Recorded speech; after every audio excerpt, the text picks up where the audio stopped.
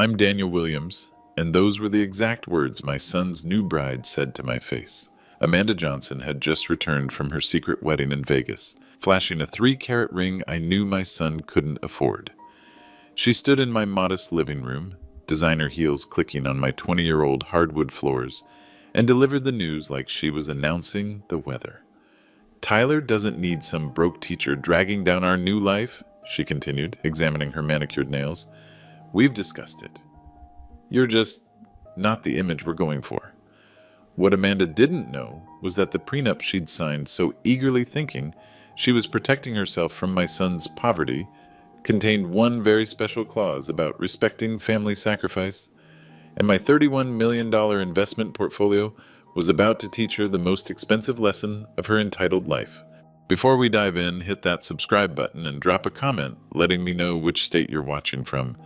This story gets wild, because sometimes the biggest mistake you can make is underestimating the quiet guy in the corner.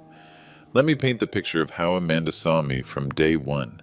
I'm 56 years old, living in a 3-bedroom townhouse I bought in 2008 for $185,000. I drive a 2012 Honda Civic with 190,000 miles on it. I teach American history at Roosevelt High School, where my monthly take-home pay is exactly $2,847 after taxes and benefits. Amanda took one look at my life and decided I was everything wrong with Tyler's world. The first sign came during Christmas dinner at her parents' estate in Westchester. While I was helping clear dishes, I overheard her on the phone with her college roommate. "Tyler's dad is just this broke teacher who lives in some tiny house. I mean, the man makes less in a year than I spend on handbags." She wasn't wrong about the numbers. Her Hermes collection probably did cost more than my annual salary. The second sign was more deliberate. 3 months before the wedding, Amanda started planning what she called family meetings about the ceremony. These meetings happened at expensive restaurants I clearly couldn't afford. When Tyler suggested including me, she'd wave her hand dismissively. "Your father wouldn't be comfortable at places like this." Besides, we need to discuss real financial planning. She'd already decided I had nothing valuable to contribute. What Amanda didn't know, what nobody knew, was the choice I'd made 20 years ago. In 2004, I was making $500,000 a year as an investment banker at Goldman Sachs. I had the corner office, the 6-figure bonuses, the whole Manhattan lifestyle. But Tyler was 8 years old, and his mother had just walked out on us, packed her bags one Tuesday morning, and left a note saying she couldn't handle being tied down to family responsibilities. I had exactly 48 hours to decide: hire a full-time nanny and stay on Wall Street, or give up everything to raise my son myself. I chose Tyler. I took the teaching job because it meant summers off, 3 o'clock dismissals, and being home when my son needed me. Every soccer game, every parent-teacher conference, every scraped knee, I was there. But here's what I didn't give up: my financial instincts. With the modest savings I had left after the divorce, I started making quiet investments. Apple stock in 2004 when everyone thought the iPod was a fad. Google during their IPO when people said another search engine. Tesla in 2010 when analysts called it a toy car company. I lived on my teacher's salary and never touched those investments. Not once. Amanda saw the $2,000 suits I'd kept from my banking days, now 20 years old but still well-tailored. She saw my simple Timex watch and assumed I couldn't afford better. She watched me use coupons at the grocery store and thought I was counting every penny. She was half right. I was counting, just not the way she imagined. The breaking point came at their engagement party at her parents' country club. Amanda gave a speech about how excited she was to help Tyler rise above his circumstances and how she was grateful he wouldn't repeat his father's pattern of settling for less. 200 people applauded while I sat there, cutting my prime rib into small pieces, taking my time. Tyler squeezed my shoulder afterward. "Dad, you know she doesn't mean anything by it, right? She just wants what's best for our future." That's when I knew I had to act. Not because I needed to prove anything to Amanda, but because my son was starting to believe her version of our story. He was forgetting that every sacrifice I'd made was for him. The real danger wasn't Amanda's insults. It was watching Tyler start to believe them. 3 weeks after the engagement party, Tyler came to visit my townhouse. He stood in my small living room, looking around like he was seeing it for the first time. The walls covered with his childhood photos, his high school graduation picture, the thank you letters from students I'd taught over the years. "Dad," he said, sitting heavily on my second-hand couch, "Amanda's been talking about our future. She thinks maybe you'd be happier in a smaller place. You know, something more manageable for a single guy." I set down my coffee mug carefully. "What kind of smaller place?" "There's a nice assisted living community about 30 minutes from here. Active seniors, planned activities. She says you might meet someone, start fresh. Assisted living at 56. "And the wedding?" I asked. Tyler looked out the window. "She's worried about the photos. You know how social media is these days. Her family has expectations about appearances." That's when I understood. This wasn't just about excluding me from one day. Amanda was systematically erasing me from Tyler's future. In her mind, I was an embarrassment that needed to be managed, hidden, eventually replaced with a more suitable father figure from her social circle. If I stayed silent, I would lose my son completely. Not through any dramatic confrontation, but through a slow, polite suffocation. Birthday dinners would become phone calls. Grandchildren would barely know me. I'd become the sad story Tyler told at parties. My dad tried his best, but the financial implications were actually secondary, but they mattered too. My investment portfolio had grown to $31.2 million. I'd planned to use that money to secure Tyler's future, maybe start a scholarship fund for single parents pursuing education. But if Amanda succeeded in painting me as a failure, Tyler would never accept anything from me. He'd be too ashamed of where it came from. The money would sit in accounts, unused, while he struggled to maintain the lifestyle Amanda expected. Worse, she was already poisoning the well for future generations. At the engagement party, I'd overheard her telling her sister, "Thank God any children we have will take after my side of the family." I'd hate for them to inherit Tyler's father's limitations. My future grandchildren would grow up thinking their grandfather was a cautionary tale about settling for less. That night, after Tyler left, I sat in my study surrounded by 20 years of investment statements and student thank you letters. I had to make a choice. Let Amanda's narrative become our family's truth, or find a way to show Tyler what real success looked like. The prenup Amanda was so eager to sign would give me that opportunity. The confrontation happened at the wedding venue, walkthrough. Amanda had chosen the Riverside Manor, a Victorian estate that cost $12,000 just for the Saturday rental. I'd been deliberately excluded from the planning, but Tyler insisted I see where the ceremony would happen. We met in the grand ballroom where 75 guests would celebrate Tyler and Amanda's union. Crystal chandeliers, hand-carved molding, floor-to-ceiling windows overlooking manicured gardens. Amanda wore a cream-colored dress that probably cost more than I made in a month. Her engagement ring caught the afternoon light, a 3-carat diamond that Tyler had somehow afforded on his marketing coordinator's salary. "Isn't it perfect, Dad?" Tyler asked, clearly nervous about my reaction. Before I could answer, Amanda stepped forward. "Daniel, I'm glad you could make it. Though I should mention we've made some adjustments to the ceremony setup." "What kind of adjustments?" She gestured towards the altar area. "We've reserved the front 2 rows for immediate family. That would be my parents, my siblings, and Tyler's important colleagues. Where does that leave me?" "3rd row. Center seat. Perfect view, really." Tyler frowned.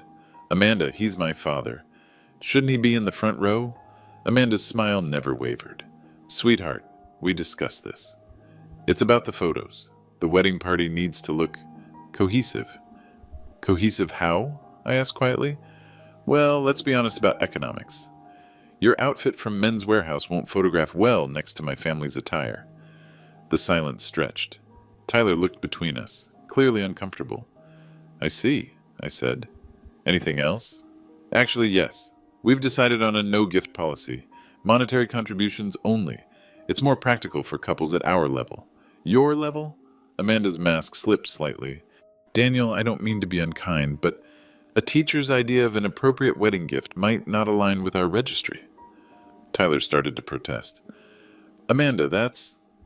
She cut him off. "What?" Realistic? Your father makes $34,000 a year. My dress costs more than that. $34,036, I corrected, after taxes.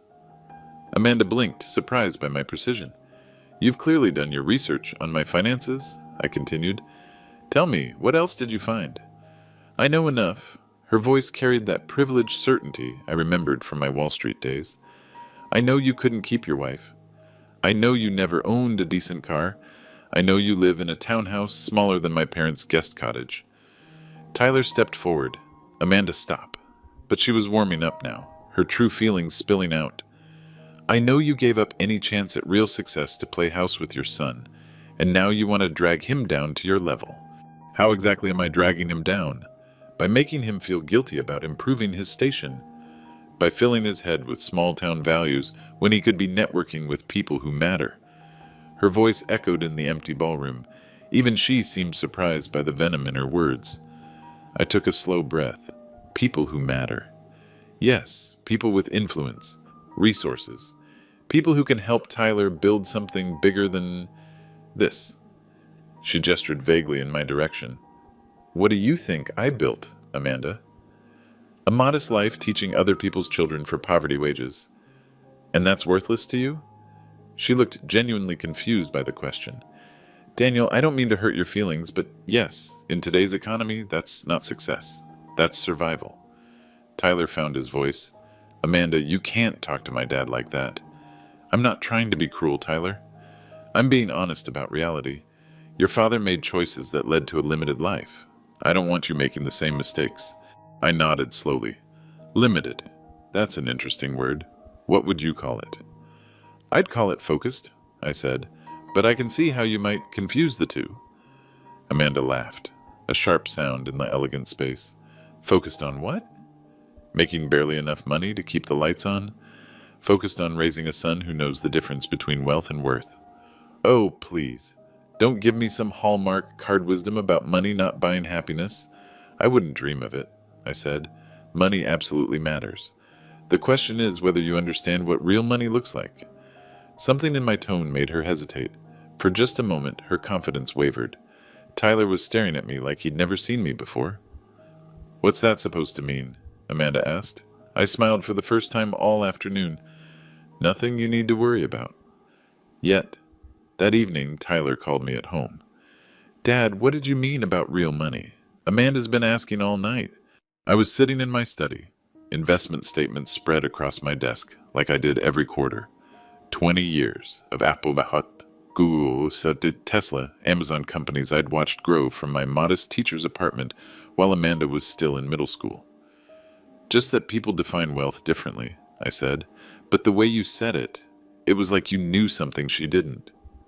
I know lots of things she doesn't, Tyler. That's what happens when you live 56 years. But he was right to pick up on something. That afternoon at the venue had crystallized a decision I'd been wrestling with for months. Amanda needed to learn what assumptions cost, and Tyler needed to understand what his father had really sacrificed for him. The first seed had been planted 3 weeks earlier, though Amanda hadn't noticed. She'd insisted on meeting at her lawyer's office to finalize the prenup. Just a formality, she'd told Tyler, standard protection for both families. What she didn't know was that I'd asked Tyler to request one specific clause. Something she'd agreed to without reading carefully because it came from her future husband. Character clause, the lawyer had called it. If either party showed persistent contempt for family sacrifice or parental devotion, their rights to marital assets would be forfeit. Amanda had laughed when she signed it. Who would ever be against family devotion? It's like being against puppies. The second seed was subtler.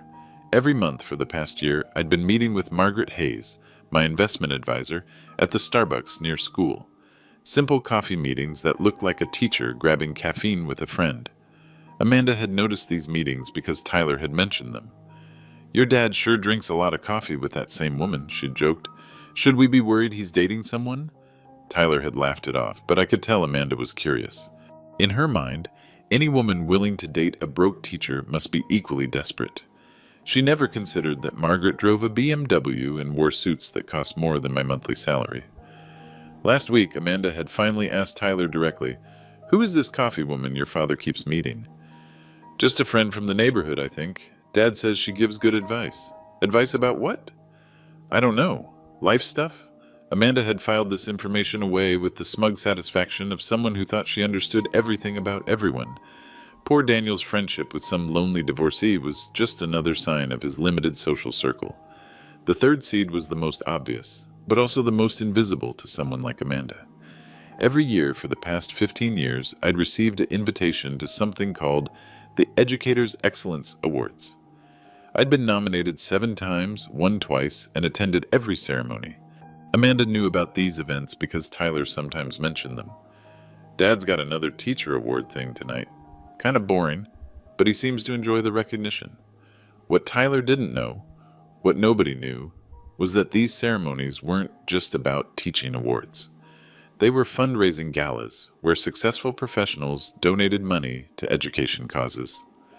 The same ballroom where I received my Teacher of the Year plaque also hosted silent auctions where art pieces sold for $50,000 and vacation packages went for $30,000. I'd been attending these events for years, watching from the cheap seats while wealthy donors bid on luxury items. But this year, I'd done something different. I'd submitted an anonymous donation to the Scholarship Fund, $500,000 to support children of single parents pursuing college degrees. The ceremony was scheduled for next week. Tyler would be there.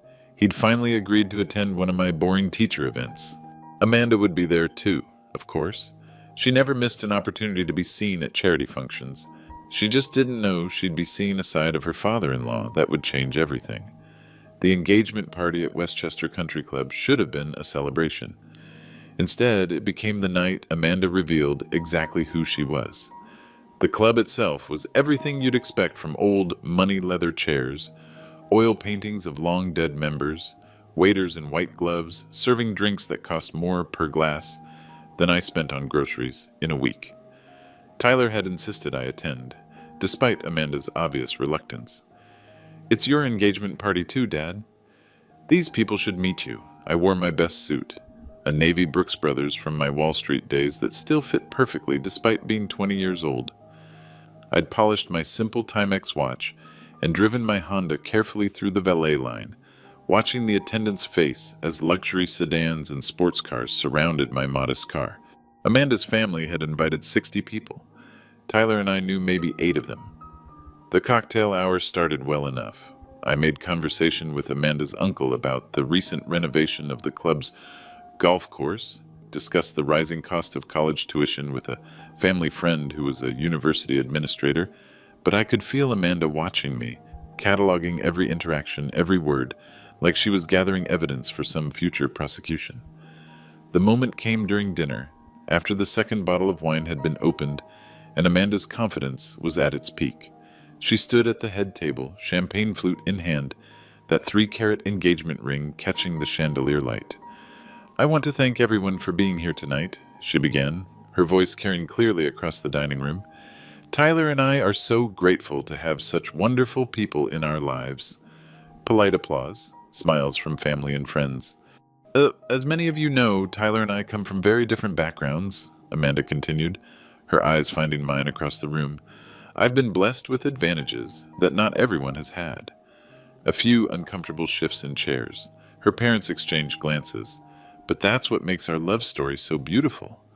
Tyler has shown me what it means to appreciate simple things, to find joy in modest circumstances." The pause before modest circumstances was deliberate. Several people turned to look at me. Tyler reached for her hand. "Amanda, maybe we should—" But she was just getting started. "Tyler's father, Daniel, has taught me so much about different ways of living." Her smile was radiant and cold. "He's shown me what happens when someone chooses comfort over ambition, security over success." My jaw tightened, but I kept cutting my prime rib into precise pieces. "Some people might call it settling," Amanda continued, "but I prefer to think of it as finding your level." Daniel found his level as a high school teacher, living in his little townhouse, driving his little car, and there's nothing wrong with that. The dining room was completely silent now, except for the clink of my knife against china.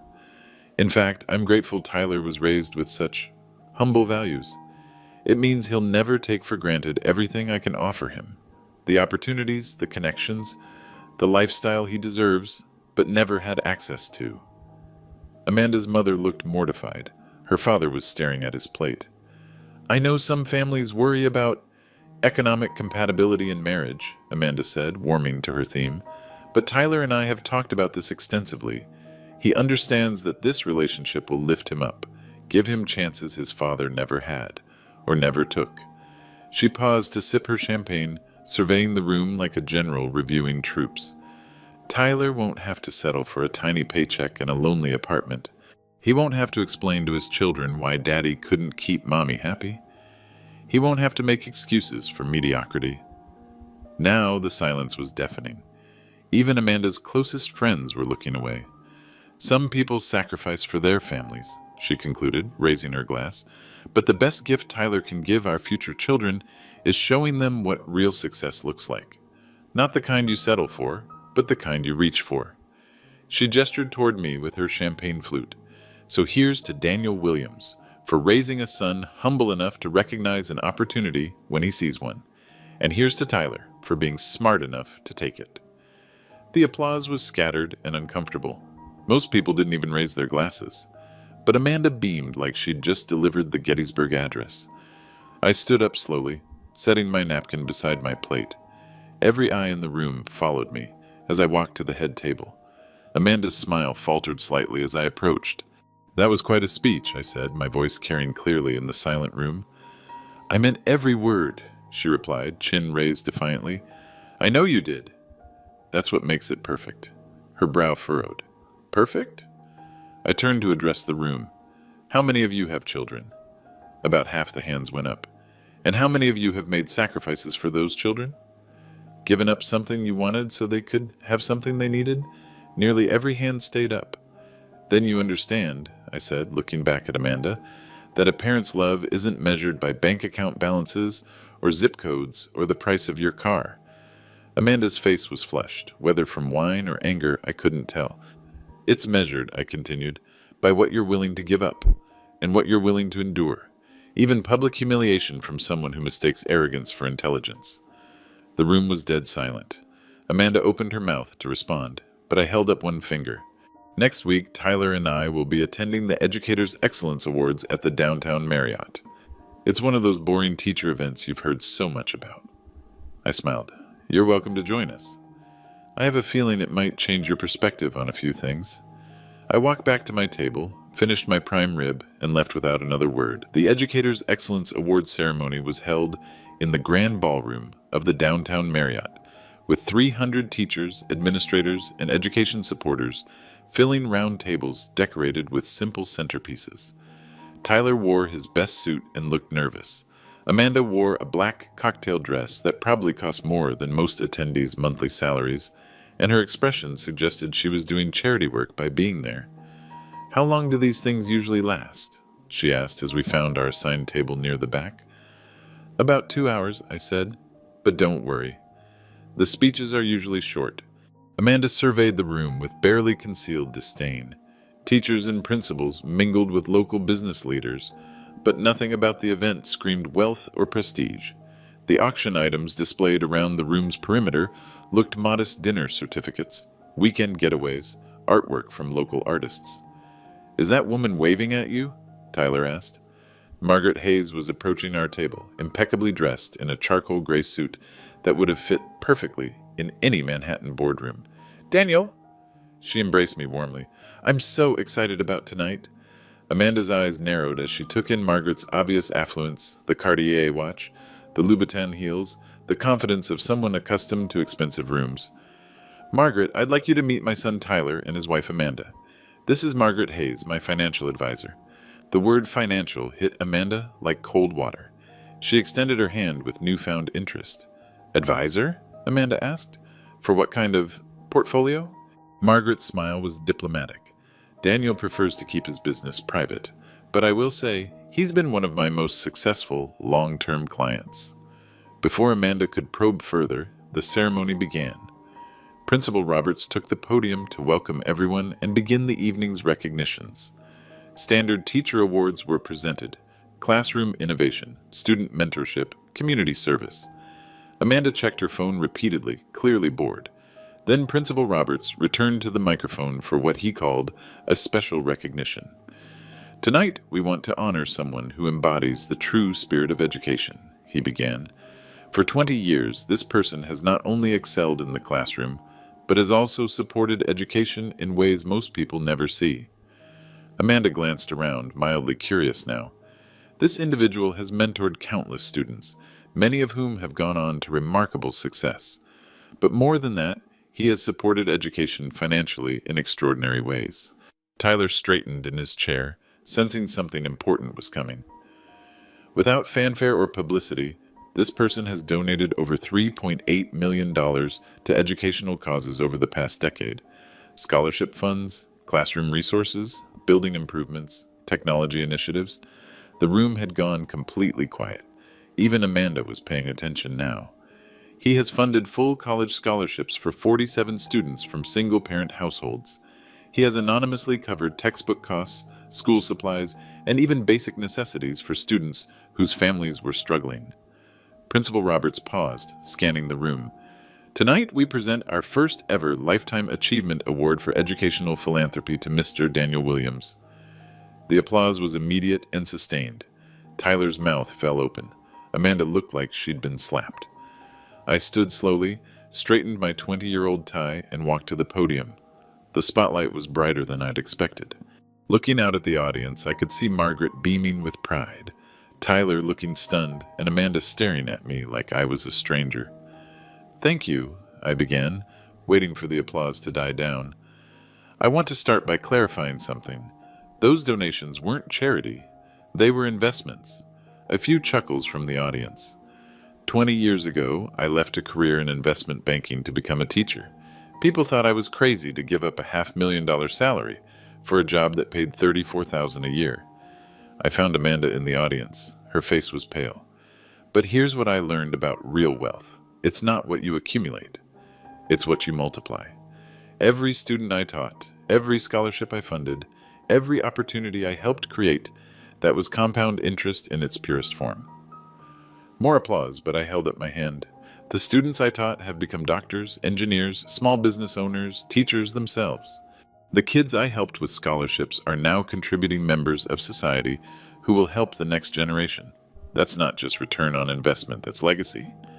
I pulled out a single sheet of paper from my jacket pocket. But since we're talking about money tonight, let me share some numbers with you. 20 years of teaching salary, invested carefully in companies like Apple, Google, Tesla, Amazon. 20 years of compound growth. The room was dead silent.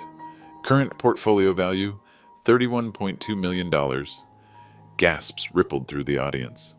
Tyler dropped his water glass. Amanda's champagne flute slipped from her fingers and shattered on the floor. Every penny earned while I was making what some people might call poverty wages, I continued. Every dollar growing while I was grading papers at night and coaching soccer on weekends and being there for my son when he needed me most.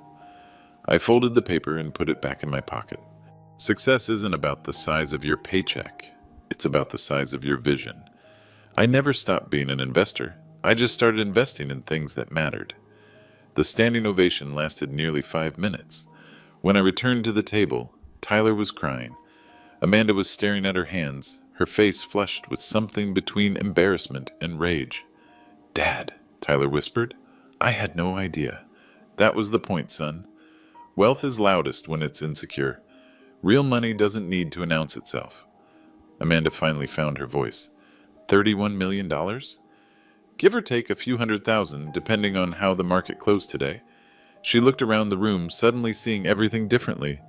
The business leaders at nearby tables, the auction items that now seemed like small gestures from someone who could afford much more, the respect everyone was showing me.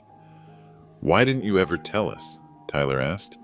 "Because I wanted you to respect the man, not the money," I said. "I wanted you to understand what your old dad sacrificed, not what he earned." Margaret leaned over. "Daniel's been incredibly strategic about this. The donations are all structured for maximum tax efficiency while supporting causes he believes in." Amanda was calculating. I could see the wheels turning. "The prenup," she said quietly. "What about it?" Tyler asked. Amanda's face had gone completely white. The character clause. The part about contempt for family sacrifice. I nodded. Interesting clause, that one. Your lawyer recommended it, actually. Said it was becoming standard language for protecting family relationships. But what does it mean exactly? Tyler asked, looking between us. Margaret opened her briefcase and pulled out a legal document. It means that if either party shows persistent contempt for parental sacrifice or family devotion, their rights to marital assets are forfeit. Amanda stood up so quickly her chair fell backward. I need some air. As she rushed toward the exit, Tyler started to follow her, but I caught his arm gently. Let her process this, I said. She's just learned that every assumption she made about success, about me, about our family, was wrong. That's not easy for anyone. Through the ballroom windows, I could see Amanda on her phone in the hotel lobby, pacing frantically, probably calling her lawyer or her parents, or trying to figure out what she'd gotten herself into. Dad, Tyler said, I'm so sorry. The things she said at the engagement party, the way she treated you. She treated me the way I allowed her to treat me, I said. But that ends now. The evening continued around us, but we sat quietly at our table, 20 years of hidden truth finally in the open between father and son. And somewhere in the hotel lobby, Amanda was learning what it cost to mistake quiet dignity for weakness. The emergency meeting took place in Amanda's family lawyer's office 3 days after the awards ceremony. Present were Amanda, Tyler, myself, Amanda's parents, her lawyer Harrison Mitchell, and my own legal counsel, Patricia Wong, a name partner at one of Manhattan's most prestigious firms whose hourly rate made Amanda's family lawyer look like a public defender. Amanda had spent the past 3 days in crisis mode, making frantic phone calls and demanding explanations that nobody could give her. The woman who had dismissed me as a failed single dad was now facing the reality that she'd married into a family worth more than $30 million, and her own behavior might have cost her access to any of it. Let's cut through the dramatics, Harrison Mitchell began, clearly uncomfortable with the whole situation. I've reviewed the prenuptial agreement, and I need to understand exactly what we're dealing with here. Patricia Wong placed a thick folder on the conference table. The prenup contains what we call a character clause, standard language that protects family assets from individuals who show contempt for family relationships. Define contempt, Amanda's father, Richard Johnson, interjected. He'd been mostly silent since learning about my net worth, probably recalculating every interaction we'd ever had. In this case, Patricia continued, the clause specifically addresses persistent contempt for parental sacrifice, family devotion, or the dismissal of a parent's contributions based on economic status. Amanda shifted uncomfortably. That's incredibly vague. Actually, it's quite specific, I said, speaking for the first time since we'd sat down, and well documented. Patricia opened the folder. We have video evidence from the engagement party at Westchester Country Club, where Mrs. Williams publicly ridiculed her father-in-law's career choices, financial status, and personal history. She slid a USB drive across the table.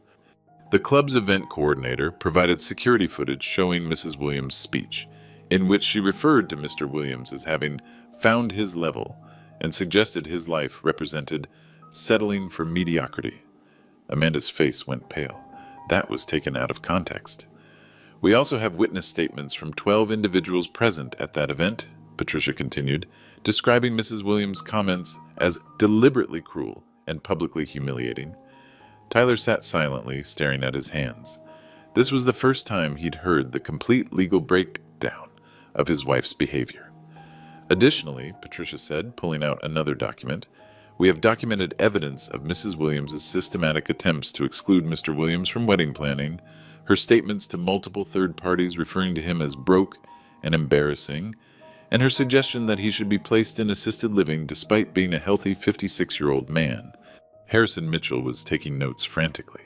What are the financial implications of this clause? Patricia's expression was professionally neutral. Upon activation, Mrs. Williams forfeits all rights to marital property acquired during the marriage, including any increase in value of premarital assets. What does that mean in practical terms? Richard Johnson asked. It means, I said quietly, that Amanda's marriage to Tyler gives her legal access to whatever Tyler owns independently, which at the moment is his car and about $8,000 in savings. The silence in the room was deafening. But the investments, Amanda whispered, the $31 million are held in trust for Tyler, Patricia explained, structured in a way that protects them from exactly this type of situation. If the character clause is triggered, those assets remain with the Williams family, but become inaccessible to the spouse who triggered it. Amanda's lawyer cleared his throat. Can we discuss remediation? Some kind of resolution that satisfies all parties? I looked at Tyler, who was finally meeting my eyes. What do you think, son? Tyler took a deep breath. Dad, I'm ashamed of how Amanda treated you. I should have stopped it. You shouldn't have had to stop it, I replied. Respect is something adults give freely, not something children have to demand. Amanda found her voice. Daniel, I apologize. I was wrong about everything. Can we find a way to move past this? I appreciate the apology, I said, but this isn't about my feelings. It's about protecting our family from people who measure worth by bank statements. Patricia withdrew another document. Mr. Williams has prepared a settlement offer. She slid the paper to Amanda's side of the table. Harrison Mitchell read it quickly, his eyebrows rising. What does it say? Amanda asked. It says, Harrison replied slowly, that retry P continue edit. It says, Harrison replied slowly, that you can remain married to Tyler, but you waive all current and future claims to the Williams family trust assets. In exchange, Mr. Williams will establish a separate fund of $500,000 as a wedding gift money that will be yours regardless of what happens to the marriage. Amanda stared at the document. 500,000? More money than you've ever earned yourself, I observed. Consider it a lesson in the value of work. Tyler finally spoke up. Amanda, you need to understand something. My father didn't just sacrifice his Wall Street career for me. He sacrificed his pride, over and over, letting people like you assume he was a failure when he was actually building something incredible. Amanda's mother, who had been silent throughout the meeting, finally spoke. Amanda, perhaps you should take this offer. But $31 million is not yours, Patricia interrupted firmly. Has never been yours, will never be yours. The character clause ensures that. I leaned forward. Amanda, you have two choices.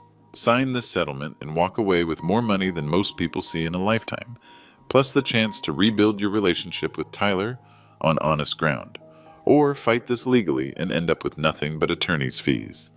Harrison Mitchell was reviewing the legal documents. Mrs. Williams, I have to advise you that this clause is ironclad. We could spend years in litigation and lose every case. What about our house? Amanda asked. The one we were planning to buy. With what down payment? Tyler asked quietly. Amanda, I make $42,000 a year. You've never worked. We were going to live on wedding gifts and hope something worked out. The reality was sinking in.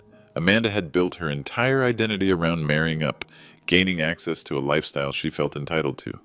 Instead, she'd married a marketing coordinator with modest savings and a father she'd spent months publicly humiliating. If I sign this, Amanda said, what happens to us? Tyler looked at me, then back at his wife. That depends on whether you can love someone for who they are, not what they have. But I thought you understood, Amanda said desperately. I thought we both wanted more than this. More than what? Tyler asked.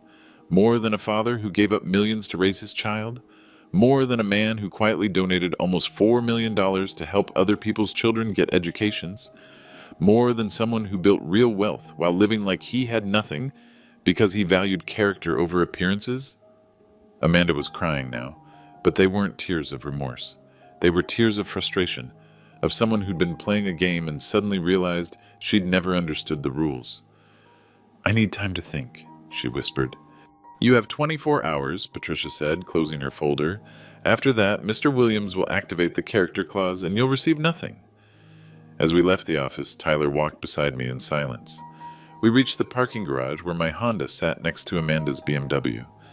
Dad, Tyler said, I want you to know something. Even if I'd never learned about the money, I'm proud of what you chose. I'm proud you chose me. I put my hand on his shoulder. I didn't choose you over success, son. I chose you as my definition of success. That evening, Amanda called Tyler to say she was staying at her parents' house to think things over. But I knew she'd already made her decision. Some people, when faced with the choice between love and money, will always choose money, even when they've already lost it. Amanda signed the settlement at 4:47 p.m. the next day.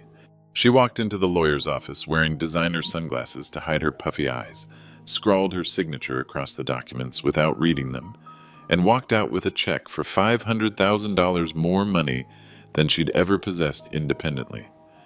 But the real consequences were just beginning. Word of the Educators' Excellence Awards had spread through social media faster than Amanda could control it. Someone had posted a video of my speech, and by Thursday morning, #TeacherMillionaire was trending on Twitter. The local news picked up the story. High school teacher's secret, $31 million portfolio built on Apple and Google stock. The reporter interviewed former students who remembered me as the teacher who stayed late to help with college applications, and the one who paid for my textbooks when my mom couldn't afford them. Amanda's social circle, the trust fund friends who had attended her engagement party, saw every news story. They remembered her cruel speech about my modest circumstances and her public humiliation of a man who, it turned out, had been quietly donating more money to charity than their parents had ever earned. Tyler called me Wednesday evening, his voice strained. "Dad, Amanda's friends are posting things on Instagram. Screenshots of news articles about you with captions like, 'When you publicly mock a millionaire philanthropist because you think he's poor.' How is she handling it?" "Not well. Her phone's been ringing nonstop. Reporters wanting interviews, old college friends asking if the stories are true, her sorority sisters calling to congratulate her and marrying into money, not knowing she just signed away any access to it." The irony was perfect. Amanda had spent months worrying about how my modest appearance would reflect on her social status. Now she was discovering what actual social humiliation felt like. The story reached its peak when Forbes called Thursday morning. "Mr. Williams, this is Jennifer Chen from Forbes magazine. We're running a feature on unconventional wealth-building strategies, and your story has caught our attention. Would you be available for an interview?" I politely declined, but the fact that Forbes had called leaked somehow, probably through the journalist's assistant. And by Friday morning, Amanda was fielding calls from people who wanted to know if she could arrange introductions to her millionaire father-in-law. The wedding, scheduled for the following month, became another casualty.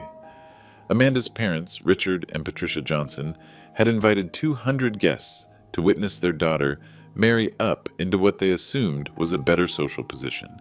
Now they faced the embarrassment of explaining that their daughter had publicly insulted a man worth more than their entire extended family combined.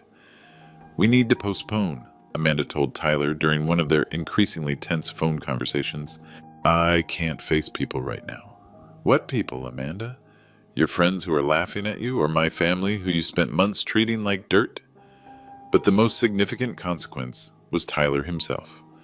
For 23 years, my son had seen me through Amanda's eyes, a nice man who'd made small choices and lived a small life. Now he was reprocessing every memory, every conversation, every moment when I'd quietly absorbed someone's condescension rather than defend myself. Saturday morning, he showed up at my townhouse with coffee and bagels. "I keep thinking about things," he said as we sat in my small kitchen, "like when you helped me with my college applications, and I complained about not being able to afford the good schools. You just said we'd find a way to make it work. We did make it work. But you could have written a check for Harvard and not even noticed the money missing." I sipped my coffee carefully. "Would that have been better for you?" Tyler considered this. "I used to think so, but now I earned that scholarship to state. I worked for my grades. I appreciated what I had because I knew what it cost. That was the point." "Amanda never had to earn anything," Tyler continued. "Her parents gave her everything, so nothing had value to her, including people." This was the conversation I'd been hoping to have for 20 years. "Tyler, here's what I learned on Wall Street. People who inherit wealth often inherit its worst characteristics: entitlement, arrogance, the belief that money equals worth. I didn't want that for you." "But the investments, Dad." $31 million. "When were you going to tell me?" I pulled out a folder I'd prepared weeks ago. "This is your inheritance structure, set up so you can't access the principal until you're 35. But the interest can fund your education, a business, a house down payment, anything that builds your life rather than just paying for it. Tyler read through the documents, his expression growing more serious. There are conditions. Yes, no drugs, no gambling, no supporting people who treat family members with contempt. I paused. And you have to earn at least $30,000 a year through your own work. I won't raise a trust fund, baby, even accidentally. What about Amanda? This was the question I'd been dreading and hoping for simultaneously. That's your decision, son. But I'll ask you this. When she thought I was poor, she treated me terribly. Now that she knows I'm wealthy, she wants back into the family. What does that tell you about her character? Tyler stared out my kitchen window for a long time. It tells me she never loved me for who I am. She loved me for who she thought I could become. That afternoon, Tyler called Amanda and asked for his engagement ring back. 6 months later, Tyler moved back into my townhouse while he figured out his next steps. Amanda had taken her $500,000 settlement and moved to Los Angeles, where nobody knew about her brief, disastrous marriage to a teacher's son. She'd posted exactly one Instagram photo since leaving herself on a beach in Malibu with the caption, "New Beginnings." No wedding ring visible. Tyler was processing the divorce paperwork when he brought up something that had been bothering him. "Dad, I need to ask you something, and I want a completely honest answer." We were sitting in my study, surrounded by 20 years of investment statements and student thank you letters, the physical evidence of a life lived deliberately. "Go ahead. Did you plan this? The prenup, the awards ceremony, the way everything played out with Amanda?" I set down my pen and looked at my son directly. I planned to protect our family's assets from someone who showed contempt for family values. Everything else, her behavior, her choices, her consequences, that was all Amanda. But you knew she'd react badly to learning about the money. I knew she'd reveal her true character when tested. People always do. Tyler nodded slowly. The thing is, I'm not even angry at her anymore. I'm angry at myself for not seeing who she really was. 23 is young for that kind of wisdom, I said. Most people don't learn to see past surface appearances until they've made a few expensive mistakes. Expensive is right. This divorce is costing me $8,000 in legal fees. I smiled. Consider it tuition for a very important life lesson. Over the following months, Tyler threw himself into his work with new focus. He'd always been bright, but he'd lacked direction. Now he had both motivation and a clear understanding of what success actually looked like. He started reading investment books, asking me questions about compound interest and long-term planning. Not because he wanted access to my money, but because he wanted to build his own wealth the right way, slowly, deliberately, without cutting ethical corners. "I've been thinking about teaching," he mentioned one evening over dinner. "Teaching what? Financial literacy, maybe to high school students or adults who never learned how money really works. Amanda's whole generation seems to think wealth is about appearances rather than actual assets." I felt something I hadn't experienced in years, pride in a choice my son was making entirely on his own. "That's interesting timing," I said. "I've been thinking about expanding the scholarship program, adding a financial education component." "You mean like workshops? Classes?" "I mean like a foundation, the Williams Family Foundation for Financial Education, with you running the day-to-day operations." Tyler stared at me. "Are you serious?" "Dead serious. You'd have a real salary, real responsibilities, and the chance to help people avoid the mistakes Amanda made judging worth by wealth while remaining financially illiterate herself." "What kind of salary?"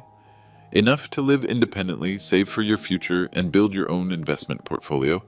You'd earn respect by helping others, just like I did." That night, Tyler started drafting a business plan for financial literacy programs targeting young adults. His first bullet point was, "Success is not about how much you have, but about how much you understand about what you have." 3 months later, we held our first workshop in the same Roosevelt High School classroom where I'd taught American history for 20 years. 25 young adults attended, including several of my former students